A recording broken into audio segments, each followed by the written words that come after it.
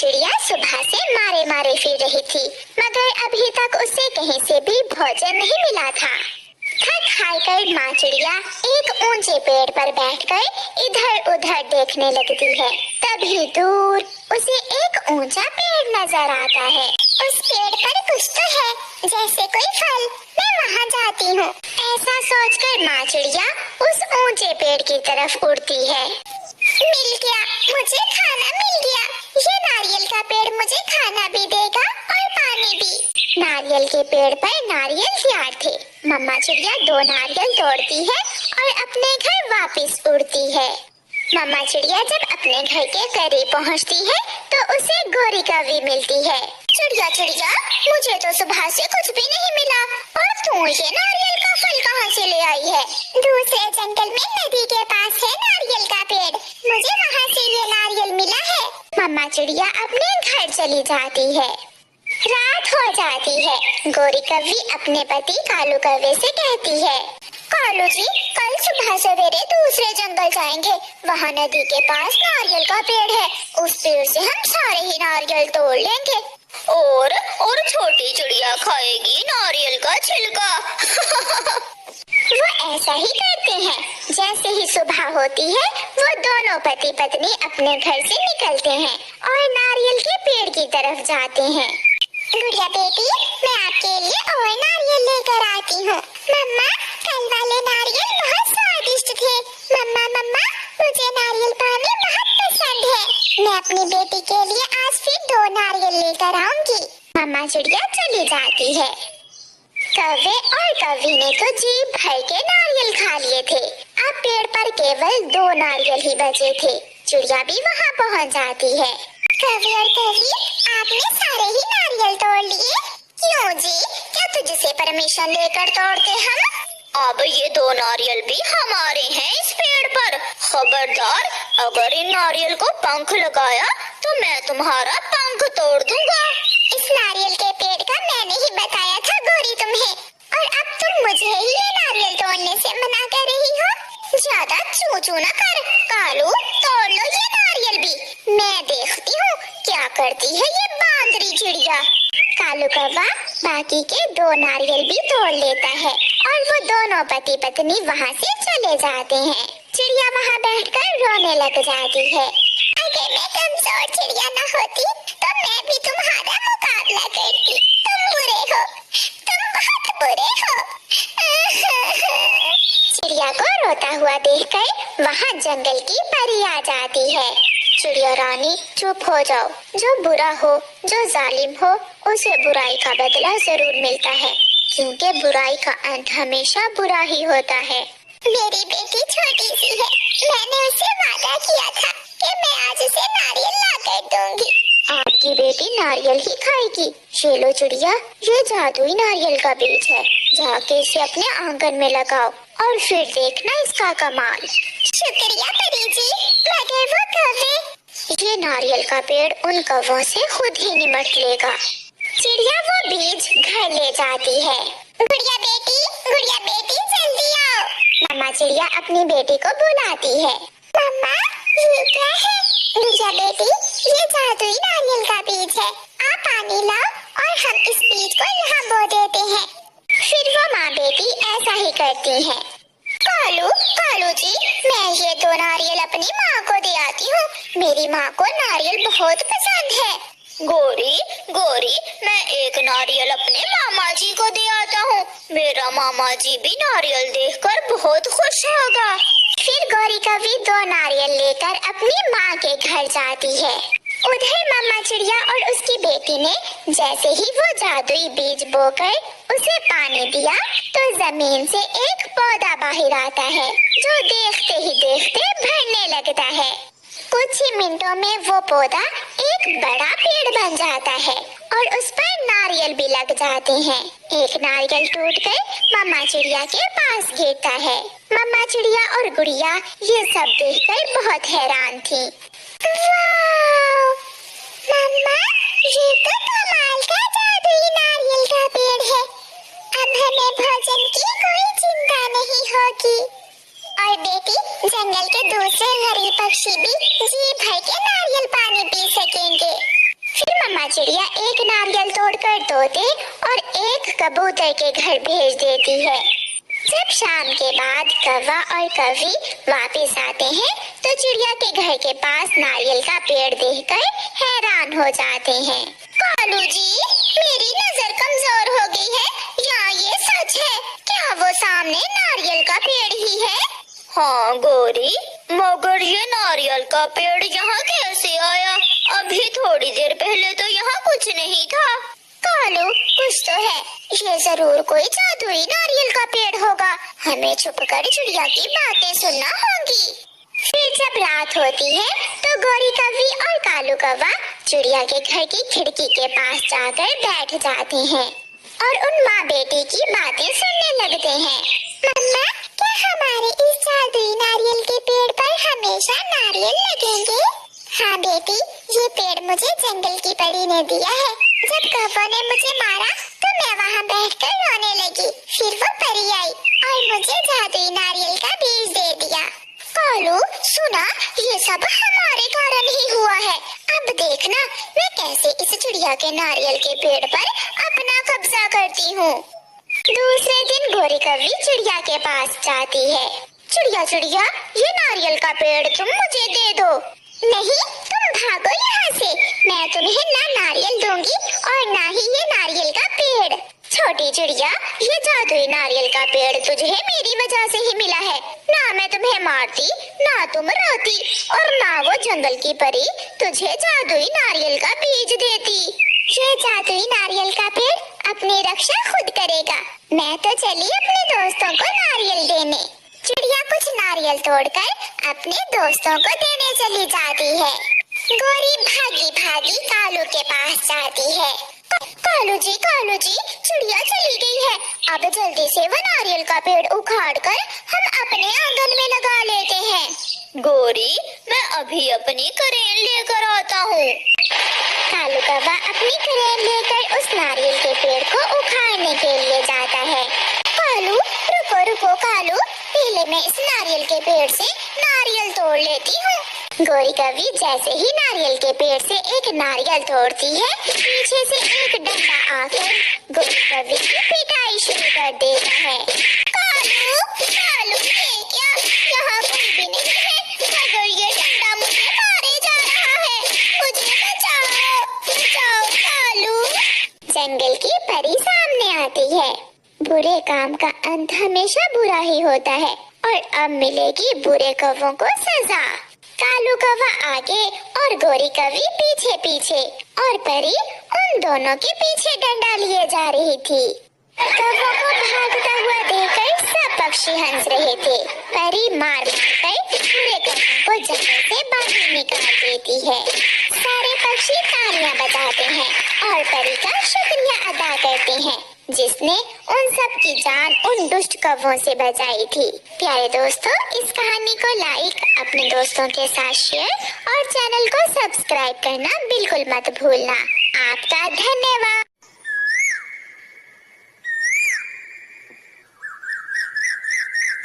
कालू कौवा छोटा सा था जब उसके पिता को कुछ उल्लुओं ने मार दिया था। तब से लेकर अब तक कालू कौवे का पालन पोषण उसकी माँ ने अकेले ही किया था।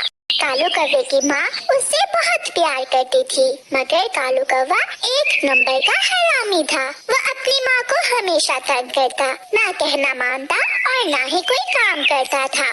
अरे बेटा, उठ जाओ, कल से सोई हुई हो। जाओ और मुझे मंडी से आलू ला दो। माँ, कभी तो जी भर के सो लेने दिया करो, हमेशा मेरे पीछे ही पड़ी रहती हो। ऐसे बुड़बुड़ाता हुआ कालू कौवा उठता है और अपनी माँ से पैसे लेकर आलू लेने चला जाता है। आलू तो क्या लेने थे, वो सीधा कबूतर की दुकान पर जाता है।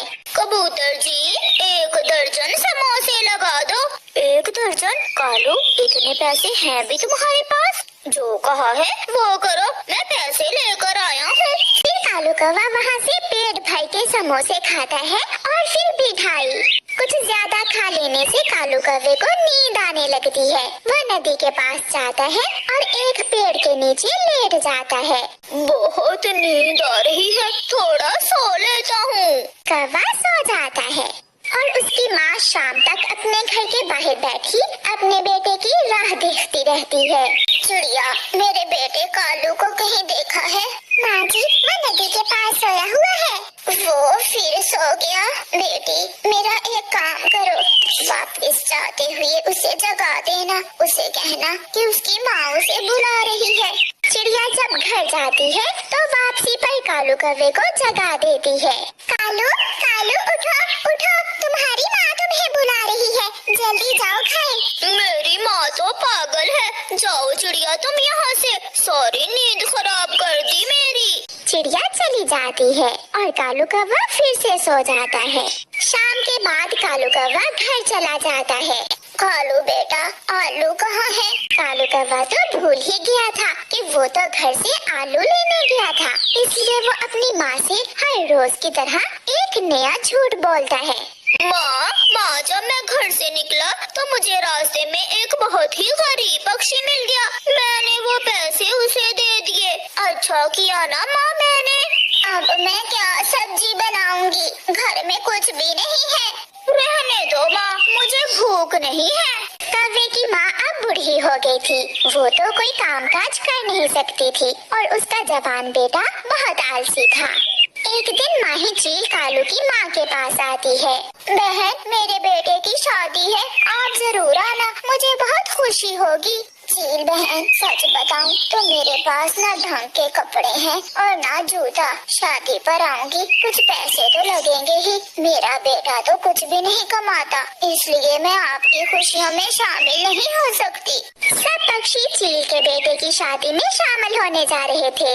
माँ जी, आप यहाँ बैठी हुई हैं, आपको चील ने अपने बेटे की शादी में नहीं बुलाया क्या? चिड़िया बेटी, मैं कैसे जाती? मेरे पास क्या है? ना पैसे और ना ही कुछ और। एक ही बेटा है, वो कोई काम करता ही नहीं। कौवे को इस बात पर जरा भी शर्मिंदगी ना होती कि वो अपनी बूढ़ी माँ की कोई भी खुशी पूरी नहीं करता। माँ, चील मौसी के बेटे की शादी पर अच्छा भोजन मिलेगा, चलो माँ चले। नहीं बेटा, मैं नहीं जाऊंगी शादी में। भोजन खाने की तो चिंता है, ये नहीं पता कि जाते हुए कुछ लेकर भी जाते हैं। ऐसे ही एक दिन कालू कौवा उड़ता हुआ जा रहा था। रास्ते में एक पेड़ पर तोता बैठा रो रहा था। माँ, तू मुझे छोड़कर चली गई। माँ, अब तेरे बेटे के पास सब कुछ है, घर है, पैसे हैं, सब है, मगर माँ अब तू नहीं है। अगर तू होती तो ये सब देखकर बहुत खुश होती। कौवा ये सुनकर तोते के पास आता है।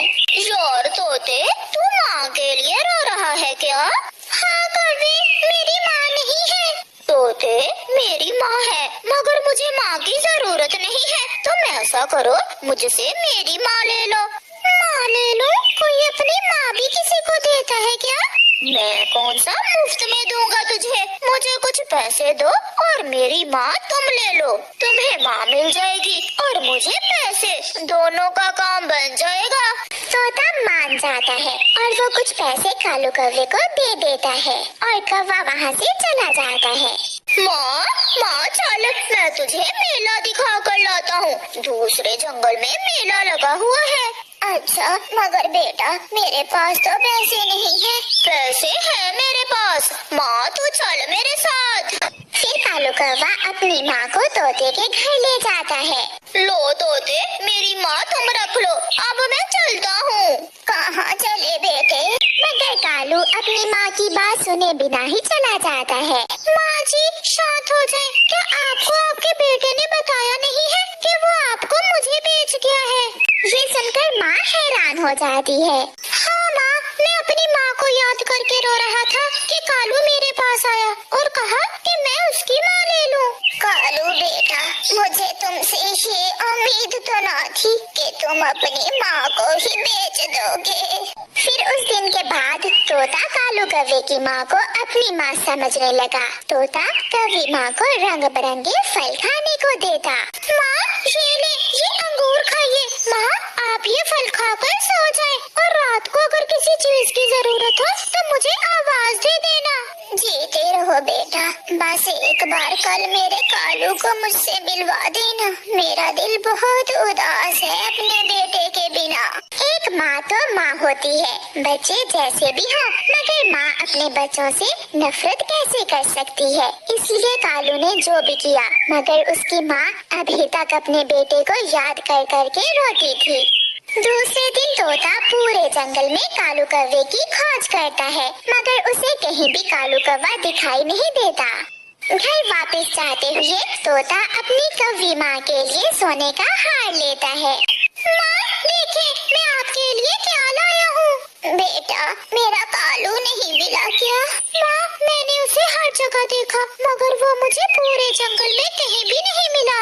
ठीक हो मेरा बेटा, मेरा दिल घबरा रहा है। वो माँ ना सोना चाहती थी, ना चांदी, ना फल, ना दाना। उसे तो केवल अपने बेटे कालू की ही चिंता थी, जो इतना बुरा था कि अपनी माँ को ही बेच गया था। फिर एक दिन तोता कालू कौवे को ढूंढ ही लेता है। कालू, मेरे साथ चलो, माँ तुम्हें बुला रही है। वो ना सोना चाहती है, ना चांदी। मैं हर रोज तरह तरह के फल ला कर देता हूँ माँ को, मगर माँ खुश नहीं होती। वो हर समय तुझे ही पुकारती रहती है, ना रात सोती है, ना दिन। मैंने माँ के साथ इतना बुरा व्यवहार किया, मैंने माँ बेच दी और माँ फिर भी मुझे ही याद करती है। ये कहते हुए कालू कौवा रोने लग जाता है। मेरे साथ चलो कालू। फिर तोता कालू को साथ लेकर अपने घर जाता है। अपने बेटे को देखकर कालू कौवे की माँ अपने बेटे से लिपट जाती है। कालू कौवे, ये होती है माँ जो अपने बच्चों के हर गुनाह को भूल जाती है, हर गलती माफ कर देती है। कालू मेरे बेटे, मैं तुमसे कुछ नहीं मांगती, मुझे कुछ ना देना, मगर फिर कभी मुझे छोड़ कर न जाना। मुझे माफ कर दो माँ, मुझे एहसास हो गया है। फिर कालू अपनी माँ को अपने घर ले जाता है। प्यारे दोस्तों, इस कहानी को लाइक, अपने दोस्तों के साथ शेयर और चैनल को सब्सक्राइब करना बिल्कुल मत भूलना। आपका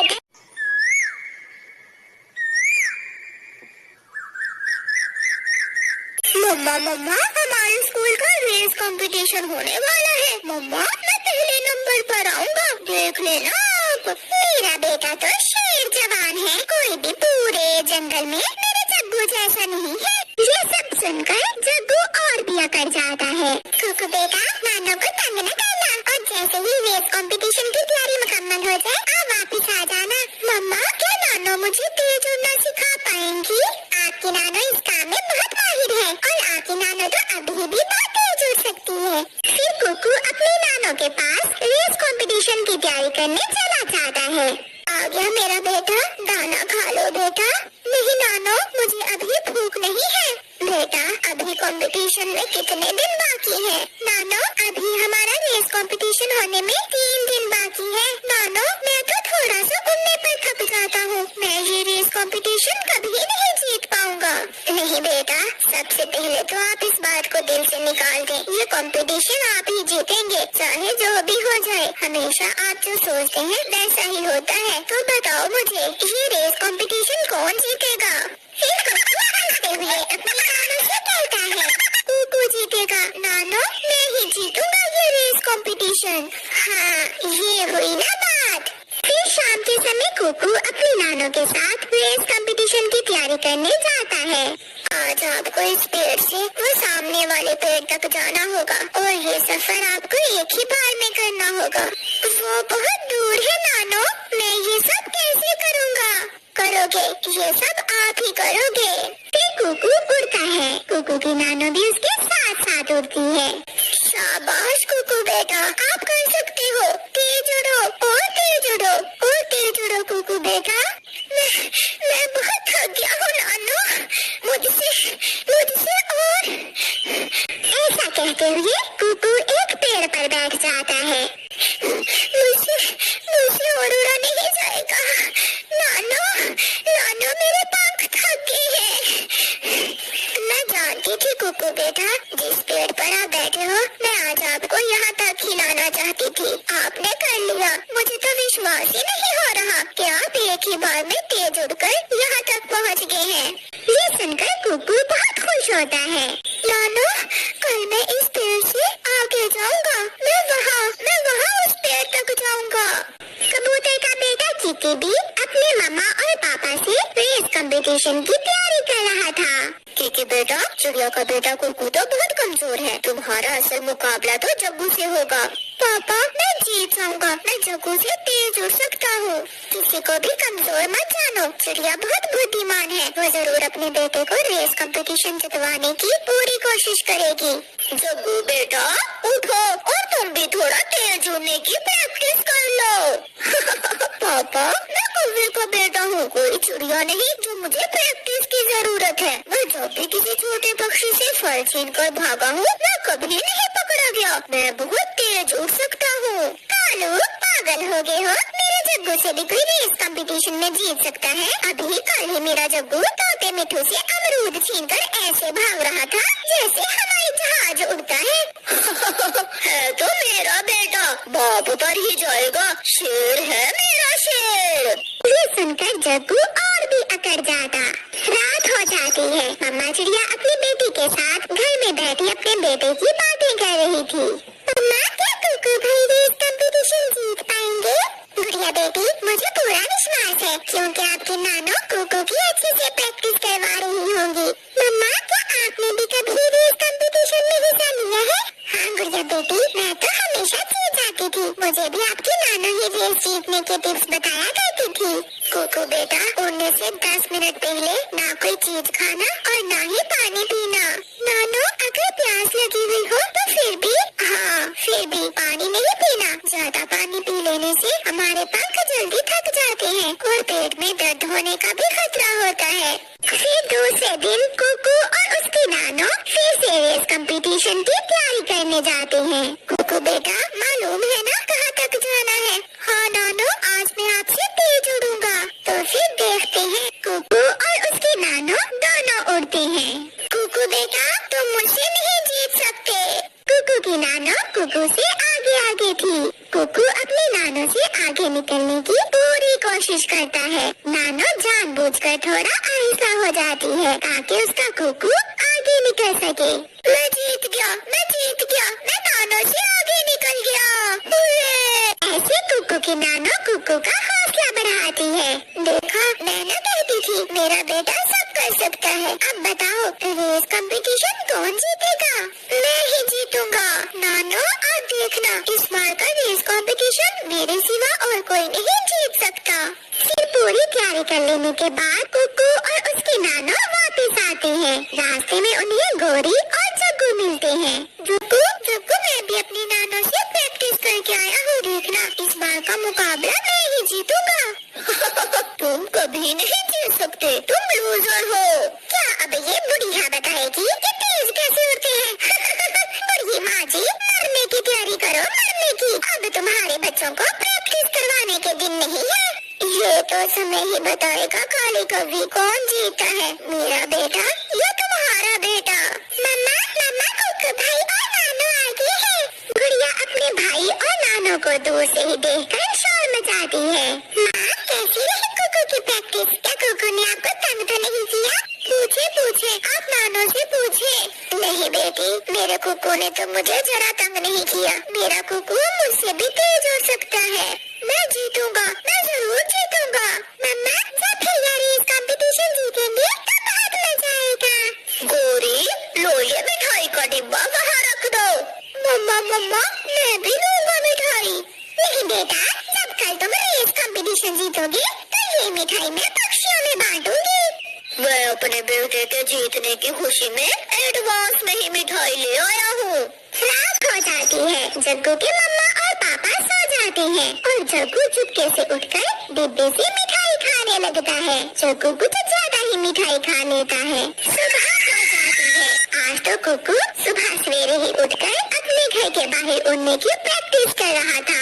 आखिर वो समय आ जाता है जिसका इंतजार था। सभी छोटे पक्षी एक ऊंचे पेड़ पर बैठ जाते हैं। मिट्ठू टीचर भी पहुंच गया था। स्टेज सज चुका था। कुकू की मम्मा, बहन गुड़िया और नानो भी स्टेज पर बैठी हुई थी। गोरी और कालू, कबूतर और कबूतरी भी सब पहुंच चुके थे।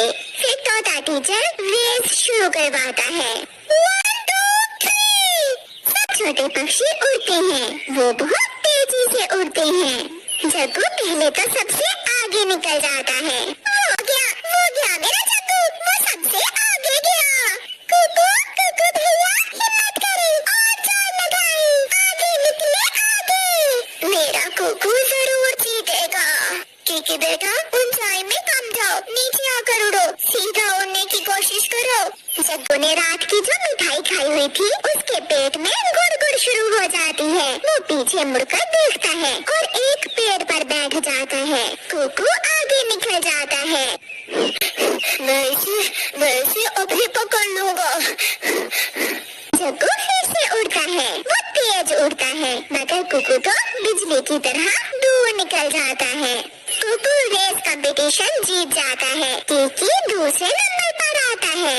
आज का रेस कंपटीशन जीता है चिड़िया का बेटा कुकू। मम्मा चिड़िया की आंखों में खुशी के आंसू थे। सब बहुत खुश थे। कुकू अपनी नानों के गले लग जाता है। नानू ये सब आपकी वजह से हुआ है, आपने मुझे हौसला दिया। हिम्मत और हौसले से हम सब कर सकते हैं बेटा कुकू। इस बुढ़िया ने तो कमाल कर दिया। न जाने कैसे प्रैक्टिस करवाई है कुकू की। कुकू तो ऐसे उड़ता है जैसे तेज हवा। प्यारे दोस्तों, इस कहानी से हमें सीख मिलती है कि अपनी मेहनत और हौसले से हम सब कर सकते हैं।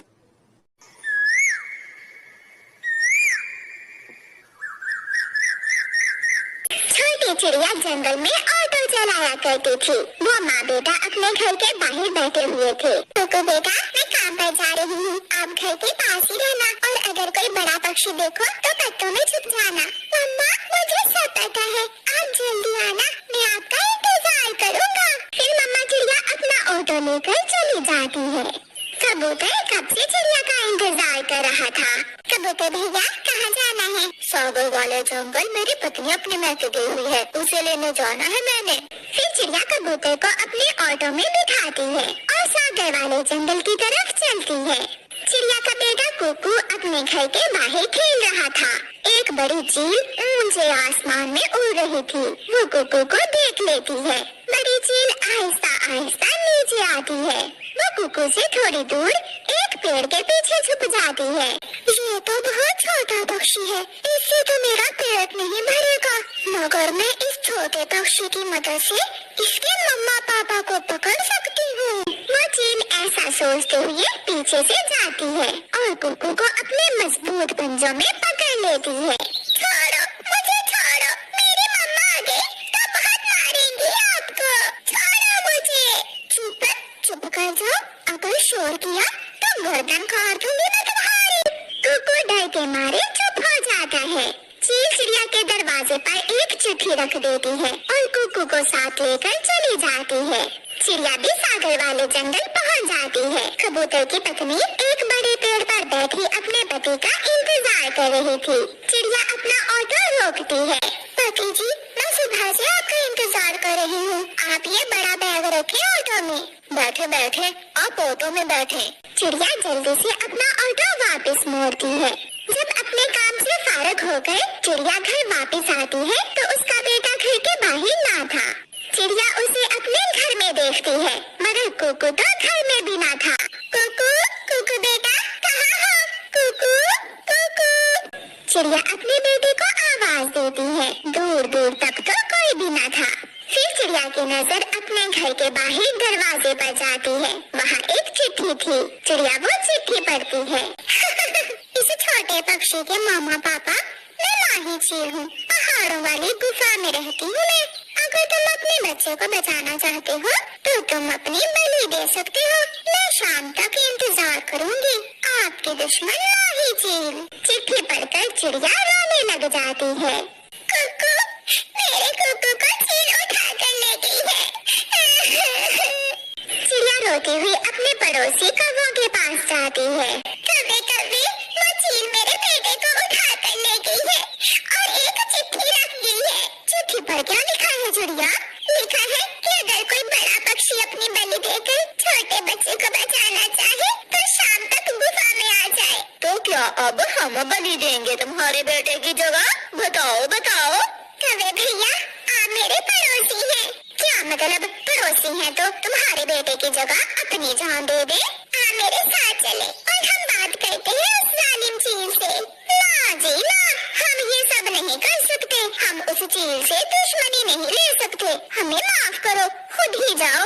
मैंने सुना था कि पड़ोसी एक दूसरे के दुख सुख के साझी होते हैं, तुमने गलत सुना होगा। चिड़िया वहाँ से चली जाती है, वो अपने घर जाती है। वो रसोई से लाल पिसी हुई मिर्ची का डिब्बा उठाती है और उसे अपने पंखों में छुपाकर पहाड़ों की तरफ चलती है। मेरी मम्मा आपको छोड़ेगी नहीं, आप मुझे जाने दे। अगर इतना प्यार होता तुम्हारी मम्मा को तुमसे, तो अब तक अपनी बलि देने आ गई होती। कुकू की मम्मा भी वहाँ आ जाती है। मैं आ गई हूँ माही जी, मैं आ गई हूँ। सच छोटे पक्षी, तुम सच्चे थे, आ गई तेरी मम्मा, अब तुम बच जाओगे। माही जी, पहले मेरे बेटे को छोड़ो, मेरे बेटे की रस्सी खोल दो, थोड़ा मेरे पास आ जाओ। हाँ, याद रखना, अगर कोई चालाकी की तो माँ बेटा दोनों ही मरोगे। चील कुकू को खोल देती है। मम्मा चिड़िया अपने पंखों से लाल मिर्ची वाला डिब्बा निकालकर चील की आंखों में लाल मिर्ची डाल देती है। चिड़िया चिड़िया, ये तुमने क्या डाल दिया है मेरी आंखों में? मेरी आंखें जल रही हैं। चील अंधों की तरह इधर उधर भागने लगती है। भाग कुकू भाग। मम्मा चिड़िया अपने बेटे को साथ लेकर वहाँ से भाग जाती है। मैं छोड़ूंगी नहीं, इसे चालाक चिड़िया को मैं मजा जरूर चखाऊंगी। मम्मा चिड़िया सुरक्षित अपने घर पहुँच जाती है। मम्मा चिड़िया जानती थी कि माही चील उससे बदला लेने जरूर आएगी, इसलिए दूसरे दिन चिड़िया अपने काम पर नहीं जाती। वो अपने बेटे को लेकर अपने घर में ही रहती है। चिड़िया एक बड़ी देगची में पानी उबलने के लिए रख देती है। दोपहर के बाद माही चील कौवों के पास जाती है। कौवे कौवे, कल उस चिड़िया की बच्ची ने मेरी आंखों में लाल मिर्ची डालकर अपने बेटे को भी मुझसे आजाद करवा लिया और खुद भी भाग गई। चिल्दी, मैं अभी जाकर उसके बेटे से पूछ कर आता हूँ कि उसकी मम्मा घर में है या नहीं। हाँ हाँ कौवे, तुम जल्दी जाओ और मालूम करो कि चिड़िया घर में है या बाहर। कौवा चिड़िया के घर जाता है और दरवाजे पर दस्तक देता है। कौन है बाहर? मैं हूँ कुकू, तुम्हारा पड़ोसी कालू कौवा। क्या तुम्हारी मम्मा घर पर है? नहीं कालू अंकल, मेरी मम्मा घर पर नहीं है, वो किसी काम से बाहर गई हुई है। कालू कौवा वहाँ से चला जाता है। कुकू बेटा, अब वो चील यहाँ जरूर आएगी, तुम ऐसा करना, उस चील को थोड़ी देर बातों में लगाना और मैं ये गरम गरम उबलता हुआ पानी उसके ऊपर गिरा दूंगी। चिड़िया वो पानी की देगची लेकर घर की छत पर छुप कर बैठ जाती है। चिल्दी, चिड़िया तो घर में नहीं है, मगर उसका छोटा बेटा घर में ही है। अगर बड़ा पक्षी मेरी किस्मत में नहीं है तो मैं आज छोटा ही खा लेती हूँ। चील चिड़िया के घर की तरफ जाती है। चील खिड़की में से कुकू को आवाज देती है। छोटे चिड़िया के बच्चे, दरवाजा खोलकर ये डिब्बा ले लो, कल तुम्हारी मम्मा अपना ये लाल मिर्ची वाला डिब्बा मेरे घर ही छोड़ आई थी। आंटी चील, मम्मा कह रही थी कि आंटी चील आए तो उसे कहना कि ये डिब्बा आप ही रख ले, अब ये डिब्बा हमारे किसी काम का नहीं है।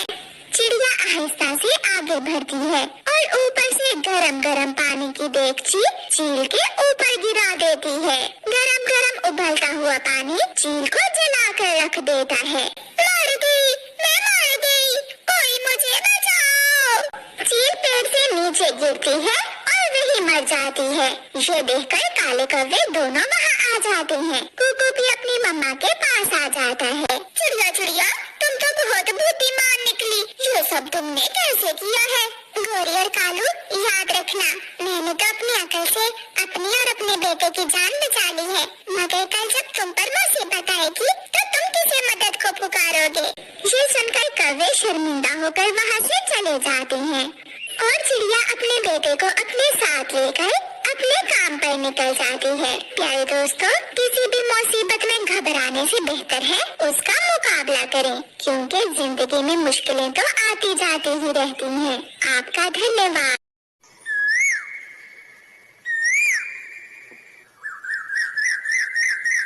बारिशें न होने के कारण जंगल में सूखे का मौसम चल रहा था, इसलिए आज सभी पक्षियों ने परावास करने का फैसला कर लिया था। तोता, कबूतर, छोटी चिड़िया, उसकी बेटी, कौवी, कौवा और दूसरे पक्षी अपना सफर शुरू करते हैं। वो सब अपना जंगल छोड़ने के कारण उदास तो थे, मगर वो एक नया जंगल, एक नई दुनिया देखने जा रहे थे, इसलिए उनके दिल में इस बात की खुशी भी थी। उड़ते उड़ते वो दूसरे जंगल में पहुंच जाते हैं। सब पक्षी अपना अपना घोंसला बनाने के लिए अपने अपने पेड़ की खोज में थे।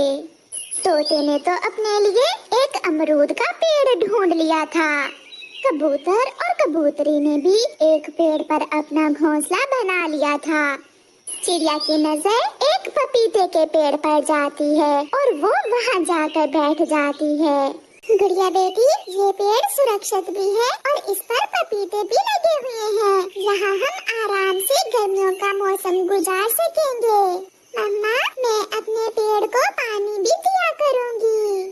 कौवे थे तो उनके साथी, मगर थे बहुत बुरे। चिड़िया को वहाँ बैठा हुआ देखकर आ जाते हैं। कालू जी, मुझे तो यही पेड़ पसंद है। नहीं नहीं गोरी बहन, इस पेड़ पर तो मैं पहले आकर बैठी हूँ। इस पर मैं अपना घर बनाऊंगी। चिड़िया, तुम्हें मेरा अच्छे से पता है, सीधे से यहाँ से चली जाओ। कहीं ऐसा न हो कि मुझे मार कर तुम्हें यहाँ से भगाना पड़े। बेचारी चिड़िया कमजोर थी, वो कौवे से लड़ तो नहीं सकती थी, इसलिए वो चुपचाप वहाँ से अपनी बेटी को लेकर चली जाती है। पास ही चिड़िया को एक आम का पेड़ नजर आता है। वो पेड़ इतना हरा भरा तो ना था, मगर फिर भी चिड़िया उस पेड़ पर जाती है। मम्मा, ये पेड़ तो सूखा हुआ है। बेटी, इस पेड़ पर किसी का घर नहीं है, इसलिए ये सूखा हुआ है। हम इस पेड़ पर अपना घर बनाएंगे और इसकी अच्छे से सेवा करेंगे, फिर ये पेड़ भी हरा भरा हो जाएगा। फिर वो सब अपने अपने पेड़ों पर अपना अपना घर बना लेते हैं। कबूतर, ये जंगल बहुत सुंदर है और यहाँ भोजन की भी कोई कमी नहीं है। ऐसे तोता भी अपने घोंसले में खुशी खुशी बैठा हुआ था। रात होने से पहले पहले चिड़िया और उसकी बेटी ने भी अपना घर बना लिया था। दूसरे दिन चिड़िया और उसकी बेटी नदी पर जाती हैं। वो नदी से ठंडा ठंडा पानी पीती हैं और थोड़ा सा पानी अपने आम के पेड़ के लिए भी ले लेती हैं। चिड़िया जैसे ही पानी आम के पेड़ को देती है तो वो पेड़ बहुत खुश होता है और चिड़िया से कहता है, चिड़िया, मैं सूखा हुआ जरूर हूँ, मगर आज तक किसी ने मुझे पानी नहीं दिया। अगर आप ऐसे ही मेरी सेवा करोगी तो मैं भी आपको मीठे मीठे आम दूंगा। फिर ऐसे कुछ दिन गुजर जाते हैं। चिड़िया का आम का पेड़ हरा भरा हो जाता है और उस पर आम भी लग जाते हैं, मगर आम अभी कच्चे थे। उसी कौवे ने अपने पेड़ से सारे पपीते तोड़कर खा लिए थे और अब उनकी नजर चिड़िया के आम के पेड़ पर थी। गोरी, चिड़िया का सूखा पेड़ हरा भरा हो गया है और तो और उस पर बहुत सारे आम भी लग गए हैं। अब चिड़िया खाएगी मीठे मीठे आम। ये नहीं हो सकता, वो मीठे आम तो मैं ही खाऊंगी। जो भी हो, मैं चिड़िया को वहाँ से भगा दूंगी। फिर कौवा और कौवी चिड़िया के पास जाते हैं। अब आप यहाँ क्या करने आए हैं? तुमने क्या सोच लिया कि ये पेड़ अब तुम्हारा हुआ? जब पिछली बार हम इस जंगल में आए थे तो इस पेड़ पर हमारा घर था। आंटी, हमने बहुत मुश्किल से इस पेड़ को हरा भरा किया है। हम इसे नदी से पानी ला ला कर डालते थे। छोटी बच्ची, तुम चुप कर जाओ, बड़ों की बातों में नहीं बोलते।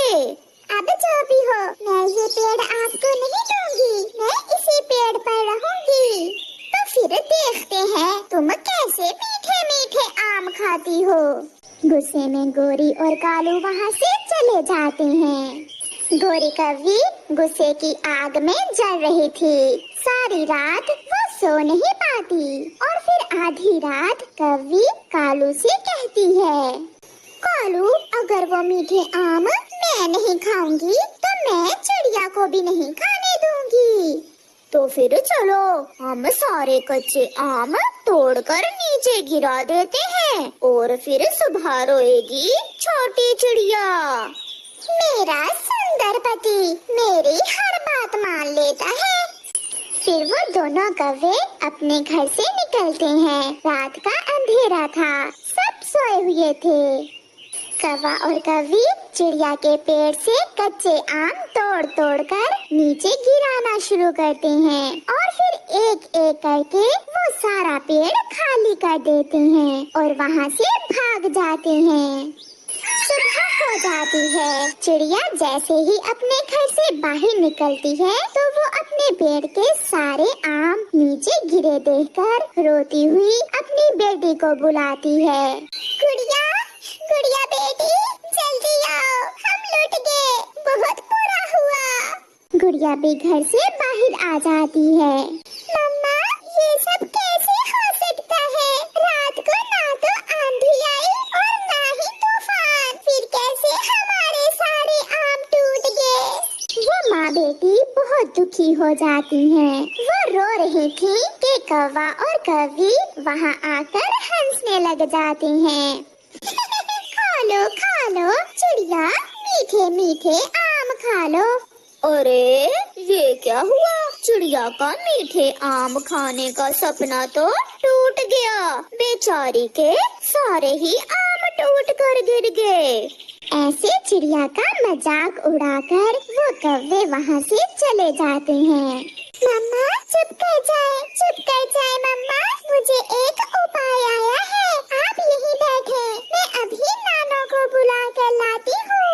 मगर क्यों बेटी? मम्मा आप ये सारे कच्चे आम इकट्ठे करके घर में रखें, मैं वापस आकर आपको सब बताती हूँ। फिर गुड़िया अपनी नानो को बुलाने चली जाती है। वो बहुत तेज उड़ती है। नानो, नानो जल्दी चले, आप मेरे साथ हमारे घर चले। मगर बेटी क्या हुआ है, कुछ बताओ तो। नानो, किसी ने हमारे सारे कच्चे आम तोड़कर गिरा दिए हैं और मुझे मम्मा ने बताया था कि आप कच्चे आमों का अचार बहुत स्वादिष्ट बनाती हैं और जैम भी। फिर गुड़िया अपनी नानो को साथ लेकर वहाँ से उड़ती है। नानो बेटी चिंता ना करो, आप देखना हम इन कच्चे आमों का इस्तेमाल बहुत अच्छे से करेंगे। फिर गुड़िया की नानो उन आमों में से आधे आम काट कर उनका अचार बना लेती है और बाकी का जैम। गुड़िया और उसकी मम्मा अपना अचार और जैम जंगल के बाजार में जाकर बेच देती हैं और उन्हें अच्छा मुनाफा होता है।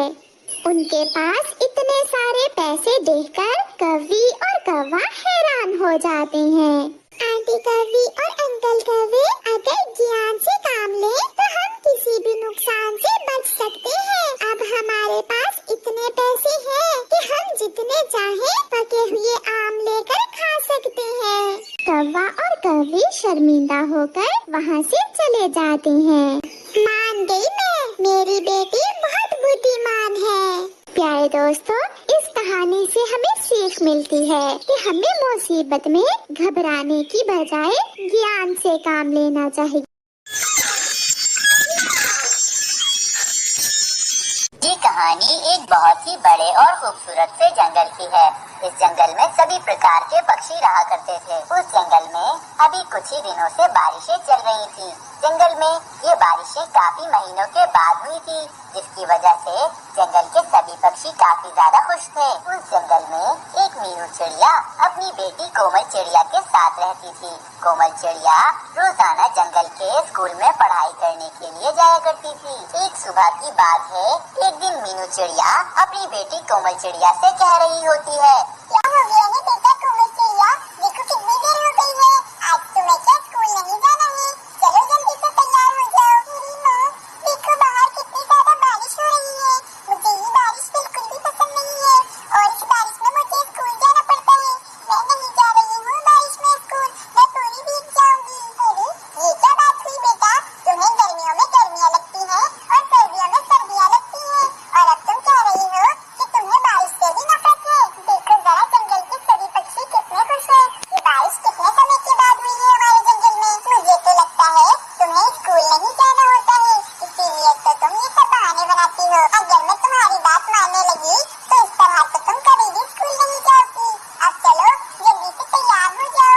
राजू कौवा भी आता ही होगा तुम्हें लेने के लिए। अरे माँ, मुझे बारिश में बाहर जाना बिल्कुल भी पसंद नहीं है।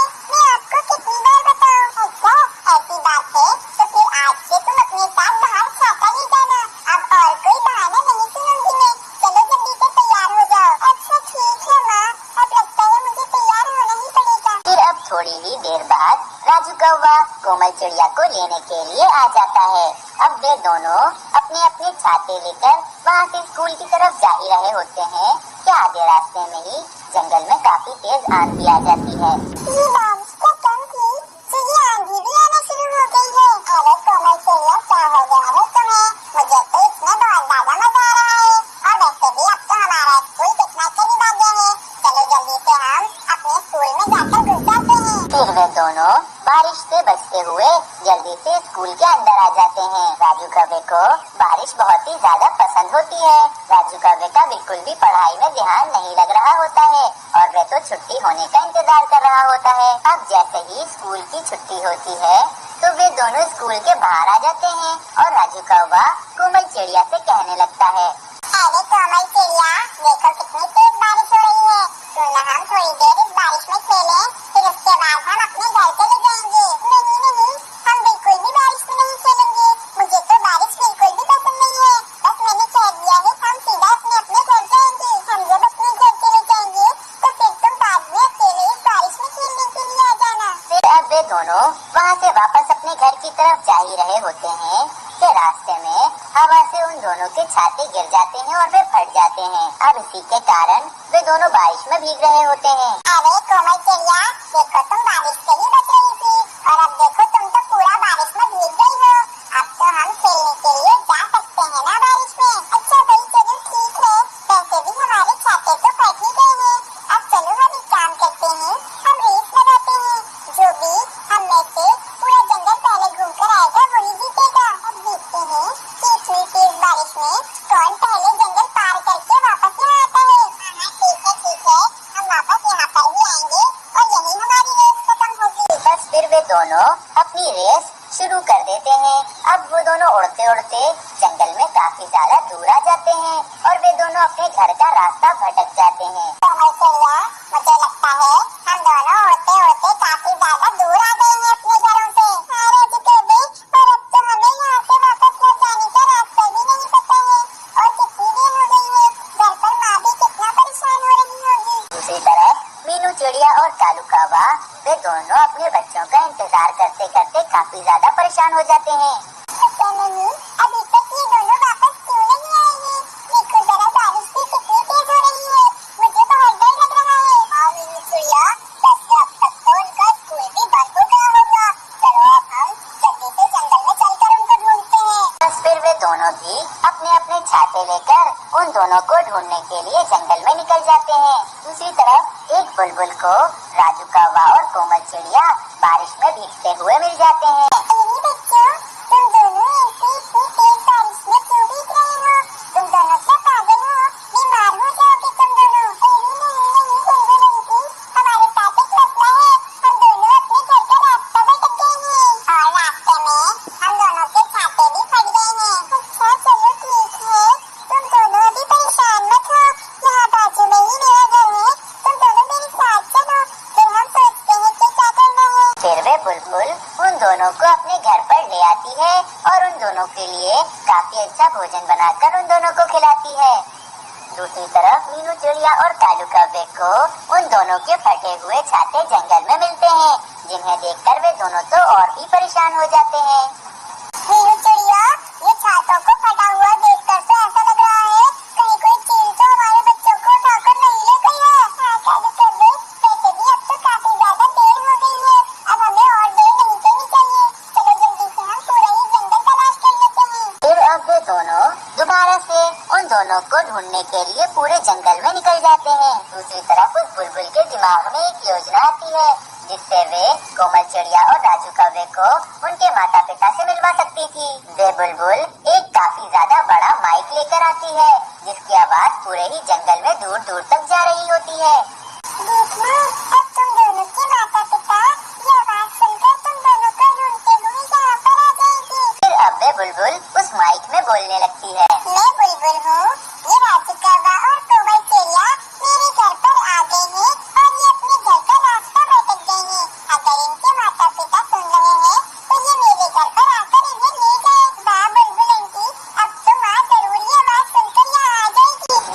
तरफ बुलबुल की ये आवाज एक कबूतर सुन लेता है और वे जल्दी से कालू कौवे और मीनू चिड़िया के पास आ जाता है। अरे मीनू चिड़िया, कालू कौवे, तुम दोनों अपने बच्चों को ढूंढ रहे हो ना? मुझे पता है कि वे दोनों कहाँ पर हैं। अच्छा तो फिर कबूतर, अब जल्दी से हमें वहाँ पर उनके पास ले जाओ। फिर वे कबूतर उन दोनों को बुलबुल के घर के पास ले आता है। अब वे दोनों अपने बच्चों को सही सलामत देखकर काफी ज्यादा खुश हो जाते हैं। अरे भाई राजू कौवे, कोमल चिड़िया, तुम दोनों इतनी दूर आकर से गए अकेले इस बारिश में? अरे ये सब मेरी ही वजह से हुआ है। मैंने ही कोमल चिड़िया को खेलने के लिए कहा था और हम खेलते खेलते ही इतना दूर आ गए हैं। और ये बुलबुल इनकी बहुत अच्छी है, इनने हमारा बहुत साथ दिया है। अगर ये हमें वहाँ से यहाँ नहीं लाती तो आज पता नहीं हमारा क्या होता। अरे बुलबुल, तुम्हारा बहुत बहुत शुक्रिया हमारे बच्चों का ध्यान रखने के लिए। और हाँ कोमल चिड़िया और राजू कौवे, अब तुम दोनों ऐसे कभी भी मत खेलना। नहीं मीनू चिड़िया, शुक्रिया की कोई बात नहीं है। और बच्चों, अब ऐसे दोबारा मत खेलना, और अगर खेलो भी तो पहले घर में बता देना ताकि किसी को परेशानी न हो। बस फिर अब ऐसे ही मीनू चिड़िया और कालू कौवे को राजू कौवा और कोमल चिड़िया मिल जाते हैं। अब वे सब काफी ज्यादा खुश हो जाते हैं। बस फिर ऐसे ही अब सब कुछ ठीक हो जाता है उस जंगल। जंगल में गर्म हवाएं बढ़ रही थी क्योंकि मौसम बदल चुका था। सब पक्षियों की गेहूं की फसल पककर तैयार थी। हवा के साथ गेहूं की बालियां ऐसे हिल रही थी मानो वो खुशी से नाच रही हो। चिड़िया भी अपने खेत में अपने परिवार के साथ बैठी हुई थी। गुड़िया के पापा, हमारी फसल तो तैयार है, अब हम कल तक फसल की कटाई शुरू कर देंगे। हाँ गुड़िया की मम्मा, अब हमें जल्दी से फसल बेचकर सब पक्षियों का उधार चुकाना होगा। कल ही कालू कौवा मुझसे अपनी खाद के पैसे मांग रहा था। मम्मा पापा, अपनी फसल को खाद क्यों डालते हैं? बेटी, इसलिए कि फसल अच्छे से बढ़े और पैदावार ज्यादा हो। चलो बेटी, अब शाम होने वाली है, कल हम अपनी फसल की कटाई शुरू करेंगे। फिर मम्मा चिड़िया, पापा चिड़िया और गुड़िया अपनी बैलगाड़ी जोतकर घर को चल देते हैं। रास्ते में सेठ कालू कौवा उन्हें रोक लेता है, साथ में उसकी पत्नी भी थी। अगर तुम मेरे पैसे नहीं दे सकते तो अपना ये खेत ही मुझे दे दो। नहीं भैया जी, अगर हम खेत आपको दे देंगे तो हम कहाँ से खाएंगे? हमारी फसल पककर तैयार है, हम कल ही अपनी गेहूं की फसल की कटाई शुरू कर रहे हैं। और फिर फसल बेचकर हम आपको आपकी खाद के पैसे लुटा देंगे। देख लो चिड़िया, अगर 2 दिन तक तुमने हमारे पैसे वापस ना किए तो हम तुम्हारे खेत पर कब्जा कर लेंगे। पहले बता रहे हैं, 2 दिन याद रखना। ये कहकर कौवे अपने घर चले जाते हैं और चिड़ियाओं का परिवार अपनी राह लेता है। जंगल में रात हो जाती है। मम्मा चिड़िया अभी तक जाग रही थी। मुझे बहुत चिंता हो रही है, अगर कौवों का उधार हम ना चुका सके तो वो हमारे खेत पर कब्जा कर लेंगे।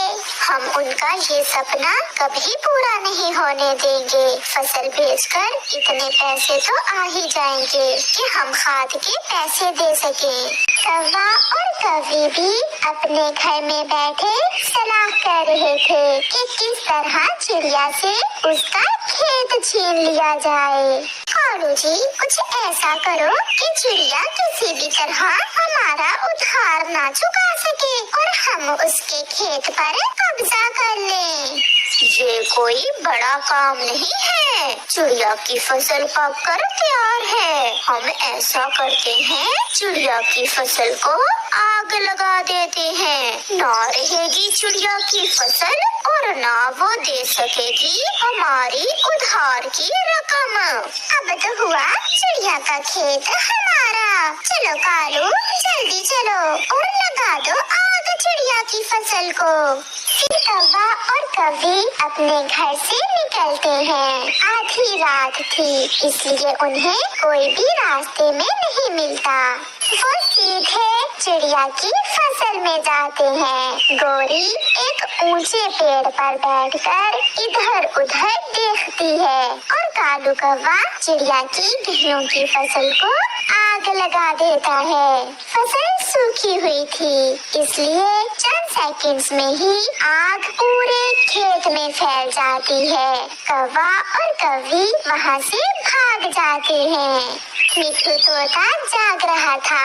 अपनी खिड़की में से आग की रोशनी देखकर तोता डर जाता है। ये आग की रोशनी तो चिड़िया के खेत की तरफ से आ रही है। ऐसा कहते हुए तोता जल्दी से अपने घर से निकलता है। नहीं, ऐसा नहीं हो सकता। चिड़िया की पूरे साल की मेहनत चली गई। मिठू भागकर चिड़िया के घर जाता है, जो खेत से थोड़ी दूर था। चिड़िया उठो उठो, चिड़िया जल्दी करो, आग आग, किसी ने तुम्हारे खेत को आग लगा दी है। आग का सुनकर चिड़िया और उसका पति जल्दी से घर से बाहर आते हैं। गुड़िया घर के अंदर ही सोई हुई थी। जल्दी चलो चिड़िया, आपके गेहूं के खेत को आग ने अपनी लपेट में ले लिया है। हमारी साल की मेहनत चली जाएगी। गुड़िया के पापा जल्दी चले। फिर मिठू तोता चिड़िया और उसके पति को साथ लेकर फसल की तरफ जाता है। अंधेरी रात में कहीं कहीं से आग की रोशनी अभी तक आ रही थी। बाकी का पूरा खेत जलकर राख में बदल चुका था। गेहूं की सुनहरी बालियां काले कोयले में बदल चुकी थी। पापा चिड़िया तो अपनी पत्नी से अपने आंसू छुपा रहा था, मगर मम्मा चिड़िया के आंसू थे कि रुकने का नाम ही नहीं ले रहे थे। सब बर्बाद हो गया, सब जल गया। अब हम उन कौवों का उधार कैसे वापस करेंगे? आप चिंता न करें चिड़िया, ऊपर वाला बेहतर ही करेगा। सुबह हो जाती है। गुड़िया जब अपनी मम्मा और पापा को घर में नहीं देखती तो वो अपने खेत की तरफ उड़ती है। मम्मा, ये क्या? ये सब कैसे हुआ?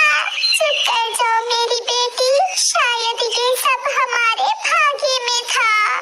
कालू, अब तो चिड़िया के खेत से आग बुझ चुकी होगी। चलो जाकर चिड़िया से बात करते हैं। तुम चुप रहना, मैं बात शुरू करूँगा। कहीं चिड़िया को पता न चल जाए कि उसके खेत को आग हमने लगाई थी। फिर कौवा और कौवी चिड़िया के खेत की तरफ जाते हैं। जले हुए खेत में मम्मा चिड़िया, पापा चिड़िया और उनकी बेटी गुड़िया एक पेड़ की छांव में बैठे हुए थे। कौवा और कौवी भी वहाँ पहुँच जाते हैं। ये सब कैसे हुआ? तुम्हारी तो सारी फसल ही जल गई चिड़िया।